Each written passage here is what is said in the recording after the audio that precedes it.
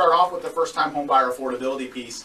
Arnie and David Diaz with Waterstone Mortgage, with us today, and they pulled this cool little chart together, and we'll get it on our Facebook page. So go to facebook.com/The Duncan Duo Show. Make sure to like us if you want this info. We'll put it up there.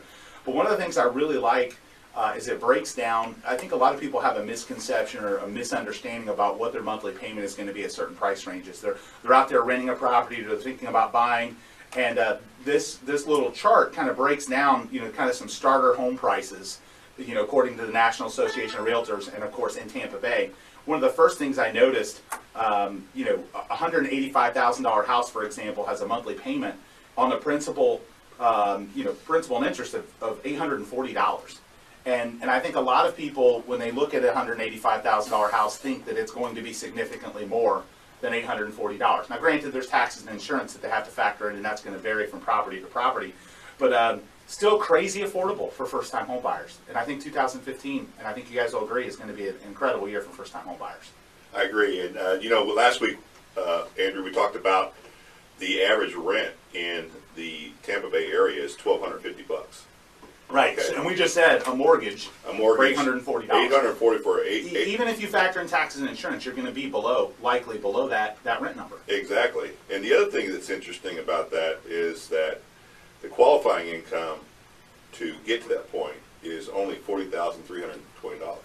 So a lot of people think they have to have a lot more income to qualify. Now, there's other factors that go into place with that, like, what are your debts and so forth and so on. But it's interesting that this chart, actually, this came out from the National Association of Realtors, and this is for the country. Right. It's cheaper, actually, in the Southeast.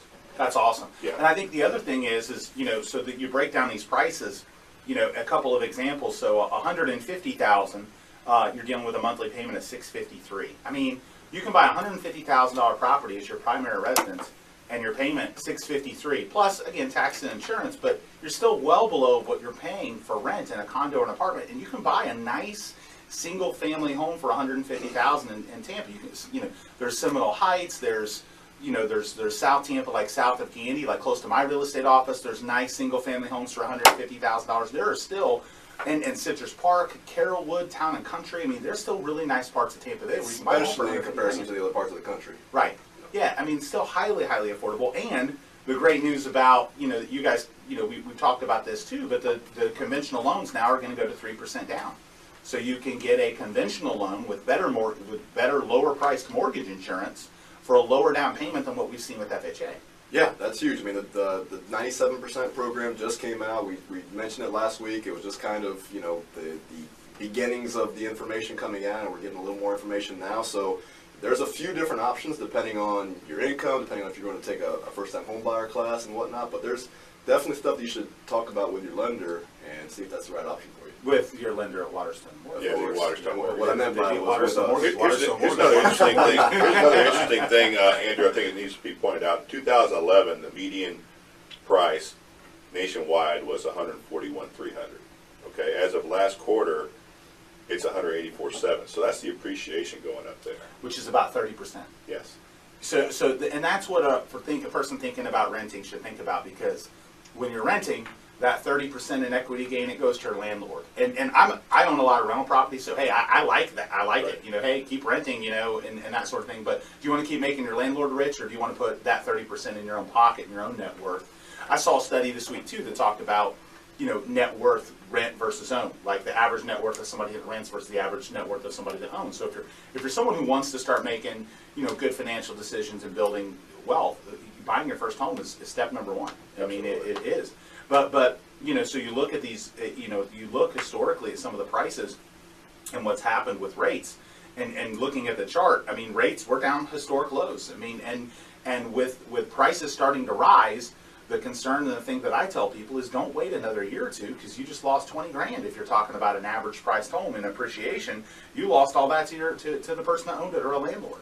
Well, some of the things that hold people back too is they think that they hear the media that they have to put down 20%. And that's just not the case. Like with this 97% program, means you can put down 3%. It can come from a gift from a relative. So maybe for Christmas you tell them, hey, don't give me any presents. Just give me some money. Nice for down gift. payment. Yeah, that's a nice. but know what's funny about it is for years though, it almost got to the point where for a couple years where it was really challenging to get a loan, and that is over. And sometimes the public perception is it takes time for them to kind of realize what is fact today because they're so used to being drilled with 2-year-old news. You know. Here's the difference. Back then, anyone could get a loan, and you didn't really have to prove your income, didn't have to prove your Sure. assets, anything. And so that's the difference. Today, you're still gonna have to prove all that, but we're just letting a little bit lesser down payment. I mean, you still have to put a little bit of skin in the game. It's not 0% like it was before with no documentation.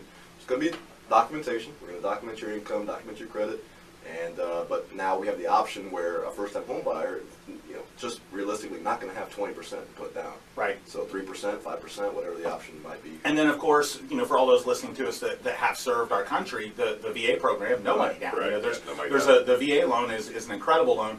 I saw a study not long ago. It came out from one of the, there are different organizations that support homelessness amongst veterans and charities and different things. And there was a study where they were educating people, and there was a study that showed how many veterans didn't take advantage of their VA loan or didn't know about it. And so if you've ever been in the military, you have the ability to use this loan as long as you qualify, and 100%. it's the best loan out there. And that loan trumps as far as.